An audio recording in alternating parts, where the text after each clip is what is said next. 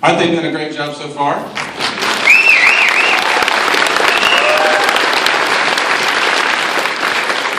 We're really proud of all the hard work that they've done, and we're going to talk a little bit more about that before our last two.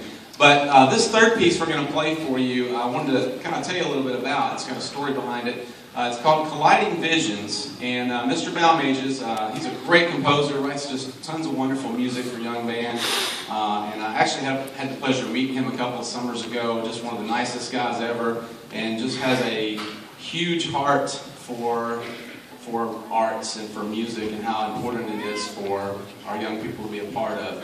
And he wrote this piece, kind of an interesting story behind it. The colliding visions that he's referring to with the title is the vision of those people who feel like the arts are real important and know what a valuable thing it can be for young people, and kind of contrasting with the vision of sometimes those people who make the decisions and the school decision makers sometimes that are more worried about budgets and test scores than they are things like this that are really important. And I want to read you kind of the story behind it and how this piece came about. And this is from the words of the composer. And he said, "This may quite possibly be the most ironic piece that I've ever written in my life. It began when a music program received a grant to commission a new work. The work was to be the highlight of the year for the students. But just before starting the piece, I received a notice from the band director that the district had a budget shortfall. The grant itself was not affected, but one of the mandated cuts was the band program, grades 5 through 8. So began the process of writing a world premiere for a band that would no longer exist after its performance. Even more ironic was that it was written to be the final piece for their final concert. It would now be the last work that the band would ever play. The title Colliding Visions focuses on this important issue facing the arts everywhere. It serves as an important reminder that we must all share our passion for music with others.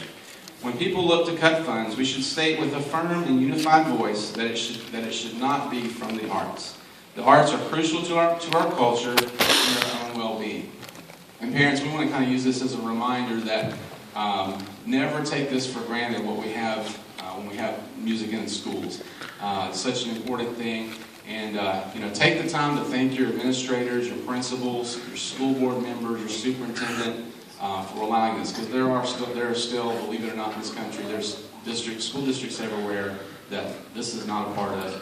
And it's a really sad thing. So, maybe even after this concert, send an email, write a little note to your board members, just say how much you appreciate things like this, and that your child had an opportunity to be a part of something like this weekend. So, really important thing. Now, I also want to let you know that for part of this piece, there's some really soft moments in there, and we wanted to kind of feature just a small group. So, there are some places where we've just kind of got a select group of students performing, and we'll have them stand at the end so you can see who they are. But we hope you enjoy Colliding Visions.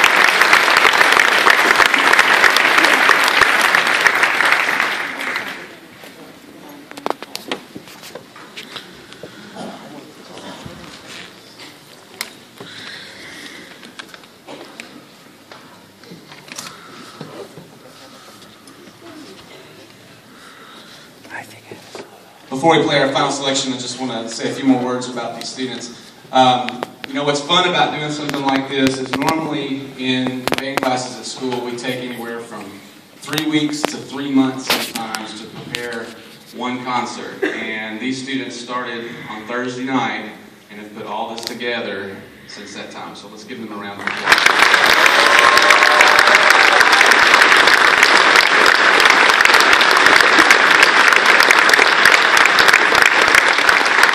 They have worked extremely hard, and I've really challenged them to sort of get outside their comfort zone at times, and they never complained. And we talked today about a lot of the things that we talked about and learned, and how they can take that back and share it with their friends, and even help their band programs at home continue to improve. So we really appreciate all their hard work, and they've just gotten better every minute since we started that first night.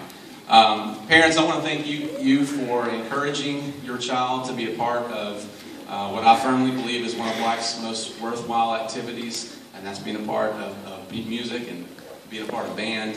And I want to also tell you, you know, don't let this musical journey for your child end in the 8th grade. Please encourage them to continue in high school. And sometimes that looks real scary, and they look at, you know, the marching band and all the stuff that comes with high school band. And I hope that you will encourage them to continue. They'll have such wonderful experiences. They will be with the best students in the school. These guys are already the best students in their school, and they're going to go into high school and be around the top students in that building, and doing wonderful things. So we hope that they will continue on when they go into high school. I want to take a second and thank the Robertson County Band Directors for asking me to do this. This has been a lot of fun, and I really appreciate them trusting me with their students to do this. And I specifically want to also mention Mr. J.T. Womack. He handled all the logistics. I mean, all I had to worry about was coming in and teaching these guys some music. So he handled all the hard work with copies and getting everything set up and that kind of thing. And also Mr. J.R. Baker, who you met earlier. I was kind of worried with the jumper cables. I thought maybe if I messed up here or something, I was going to get some shock therapy if the kids didn't play well. I didn't know. But I appreciate him hosting and White House Heritage for making this facility available to us. So it's been a really good weekend. So we hope you enjoy our final piece. And I never say it right. Help me out. There you go. All right. Here we go. Our final piece.